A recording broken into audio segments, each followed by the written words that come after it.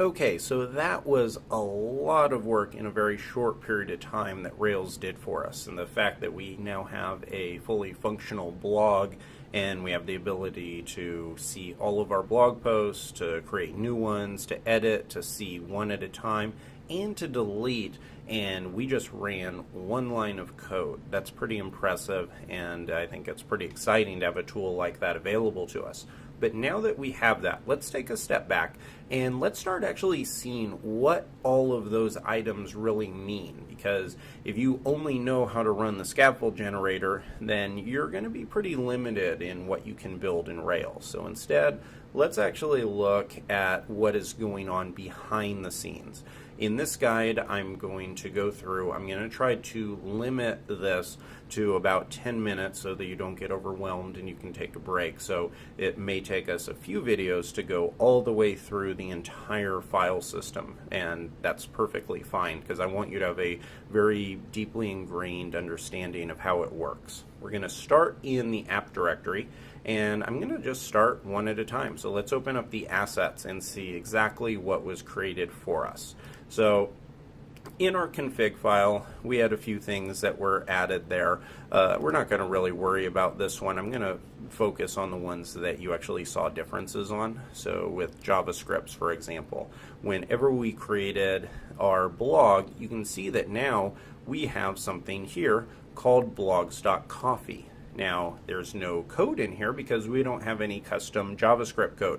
But what the system did when it scaffolded is it created an empty coffee file. And coffee is short for CoffeeScript, which is a superscript of the JavaScript programming language. And so what we're going to get into later in this course is find out how you can add code to this file and have some pretty cool integration. So I'm excited for when we get to that point. For right now, note that the scaffold simply creates an empty file there. Next, it created some style sheets. It created two, in fact. It created one for blogs, which is empty, and the reason why this is SCSS instead of like this application one, which is just .css, is because this is called Sassy Style Sheets, or Sassy CSS. If you've never heard of Sassy Style Sheets or SCSS, just know that what it is it's called a pre-compiled version of CSS. It allows you to, or a pre-processor, which means that you can do a lot of cool things, and you can actually even run some code inside of this, and it will process and it will be compiled to regular CSS code. You don't have to worry about it right now. We're going to get into that later. Just know that it creates these empty files for us. Now, this one's empty. If you actually click on scaffolds, though, this is not empty whatsoever. If you remember, I said that it created some kind of ugly styles for us, and if you come back to the site, you can see this. It does some things such as highlighting in black and changing the color to white for links. It gives us this just kind of bland green right up here. The scaffold styles are not meant to be used in production. They're simply a way of having some set of styles so you're not using the HTML defaults. I'm actually going to copy all of them, delete them, and I'm just going to delete this entire file right here. And we're not going to use it because there is no reason why we should have those.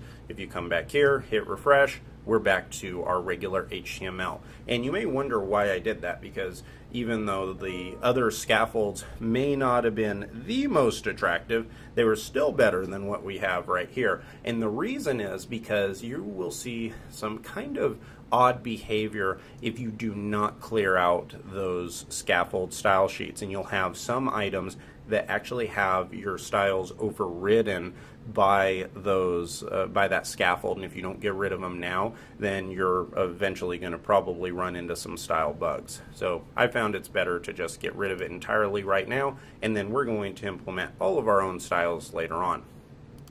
Let's close that off.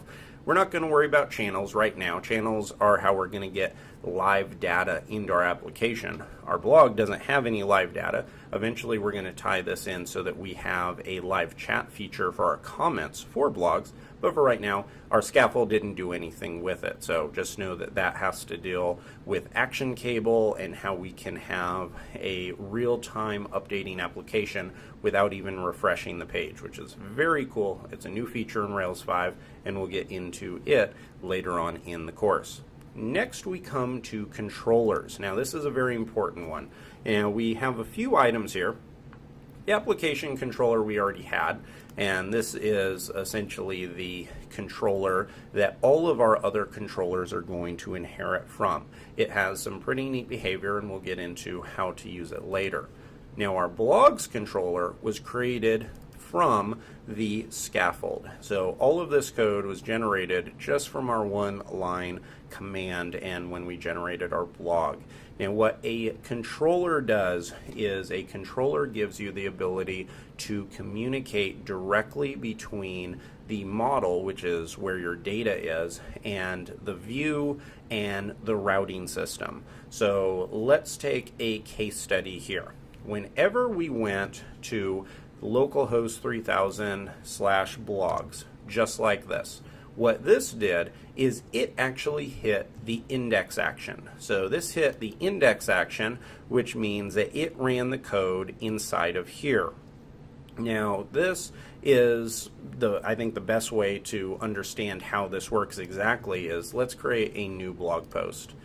I'm just going to use migrate blog, put whatever I want inside of here, hit create blog, and now you can see that this has been saved. Now if I come here, this code is here, and if I create a new one, we'll do it with this second one. Now you can see that we have two items here. We have all the items from the database located right here. Now the way that this works is this index action is what is managing this. So whenever you go to /blogs, this is going to call the index action. Now the way we can test this out is, let's say if I do blog.limit and pass in 1. Now if I hit save, what this does is this limits the database query, so it only calls for one blog. And if I hit save, now you can see that it's only showing a single blog. So if you, the way I have found this to be very helpful in understanding is realizing that there is a mapping between each one of these items and what is occurring on the page. So when I have blog all, this is going to pull all of the blogs from the database, and then it's going to make it available to this variable, and then the view, this page right here, can call that.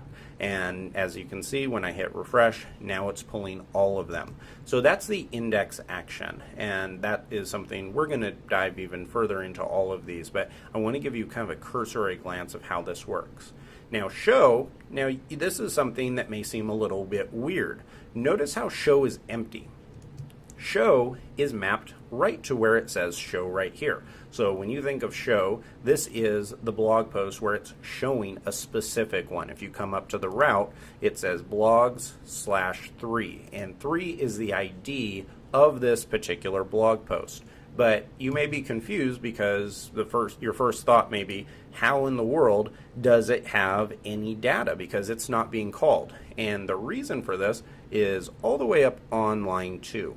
So line 2 has something called a before action.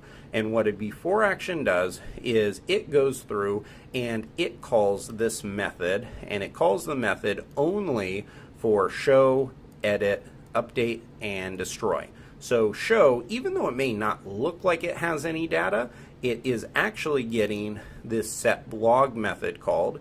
If you come all the way down in the file, you can see we have a set blog method. So what essentially is happening here is this code here it's almost like this code is right inside of the show method. That's kind of the easiest way of thinking about it. The before action means that before the method actually runs, it is going to run all of this. So this is going to run set blog, and now that means that show, edit, update, and destroy are going to have access to this blog variable, and then it can show it in the view. Now let's actually test this out just to have some fun. So here we are finding the blog based on the parameters, but what if I did something like this? Find has the ability to find by an ID. Right now it's finding the parameters ID, which is 3. But watch what happens if I change this to 2, which is the other blog post. It's that first one that we created.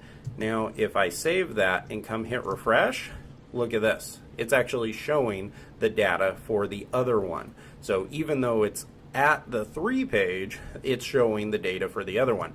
Obviously, this is not something you'd want to do. It's best practice to have before action so that you don't have any duplicate code. So if you didn't have this before action, what you'd have to do is you would have to have this whole call here in each one of those items. So you'd have to have show, you'd have to have update, you'd have to have it in update here, and then destroy.